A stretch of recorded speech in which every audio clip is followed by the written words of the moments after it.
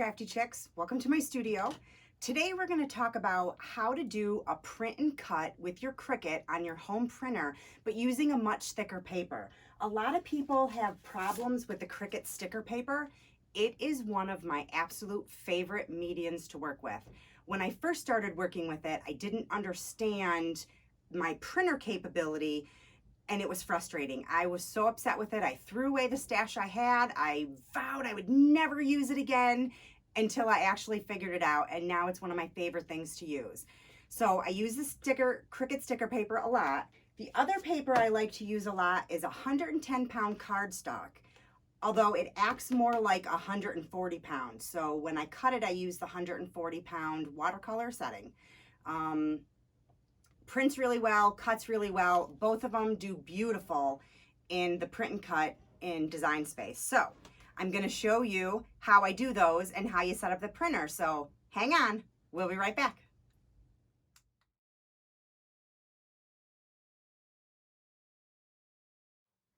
So we already have a project pulled up in Design Space. This is one of the display cards that we use for our Etsy store to ship some of our products. Like I said, I love to use Cricut sticker paper, but I don't have a project going on right now where I'm going to use that. So we're going to do this project instead. This is 110-pound cardstock that we're going to use, although it's very, very thick. So I do cut that with the 140-pound watercolor paper setting. But this is the same exact way I would set the printer up for this. I'm going to set it up for the Cricut sticker paper. So we're going to send this over to the mat and let it do its thing. I'm going to hit continue, and this is where we're going to make the changes. So we're going to send this to the printer. When you send it to the printer, you're going to see this Use System dialog box. Click that on because that's what we need. Sometimes my computer takes a minute to open the printer. So once we get to the System dialog box, we're going to hit the Preferences button. We're going to go in and we're going to change this plain paper to cardstock. Then what I'm going to do is, if I'm doing a very important project, I always change that to the best printing possible. It just makes my ink look a little bit nicer. So we're going to say OK to the System dialog box. Then it's going to take us back and we're going to hit print. So out of our printer is going to come that thick paper that's got the printing on it, and it's not going to jam because we changed it. If we didn't change it, it would jam, it wouldn't print, and the same thing happens with that Cricut sticker paper.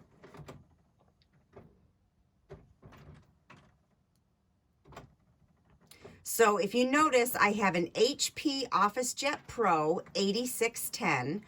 It's one of the leftover printers. We own a safety company, so it came from out of our office out of there, but I've never had a problem with any of our HP printers. We have about 6 or 7 that I do use with Design Space for different aspects, for different things. This one works great, takes the thick paper, takes that Cricut sticker paper like absolutely no problem. So we're just going to let this print. And so you know, I'm actually using a beige paper and not a white paper.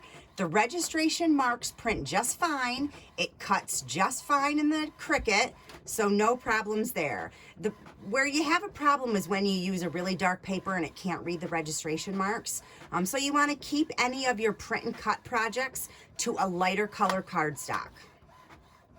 Because I chose best for the printing option, it does come out a little bit slower than it normally would, but the printer does a really great job on best of not having lines through the ink. And if I'm using that for any important project, I prefer to have it come out that way. We're almost done.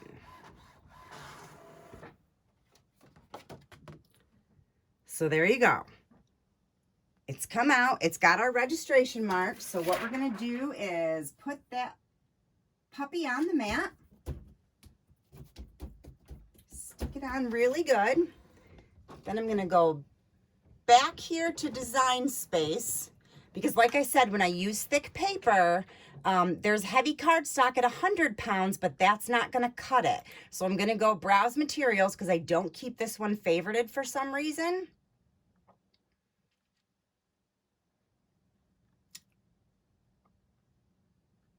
And it's gonna be down here with the poster boards.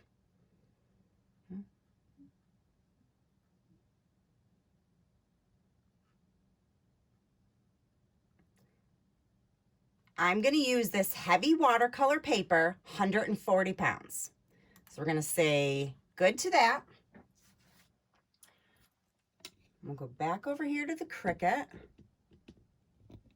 and we will load.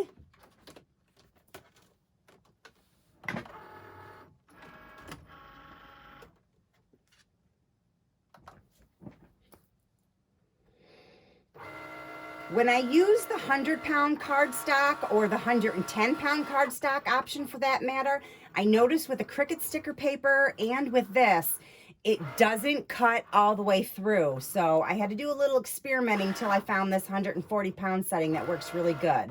Another one that works good for it is the glitter cardstock setting. The only difference with that one really is it cuts twice, which is really no big deal. But I like to make sure it cuts all the way through. So I read the registration marks just fine on the ivory paper, not a problem. If you notice, I have a stylus in my maker. I do not personally care for the scoring wheel.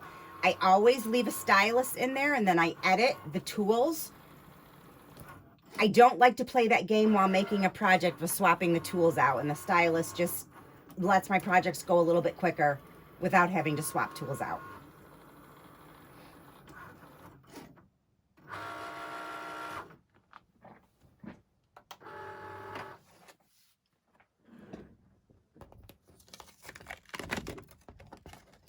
Peels right off, not a problem. So don't be afraid to use that Cricut sticker paper. It is really nice stuff. It's one of my favorite things. It makes great stickers, especially for little kids when you want to make a project for little kids and they want to play with stickers. It's a nice thick paper. They can peel it up very, very easily with their little tiny hands and make some great stickers out of it. So thank you. Have a great day. Don't forget to like. Don't forget to subscribe by clicking the little bell. And we'll see you next time from the Crazy Crafty Chicks. Have a good one.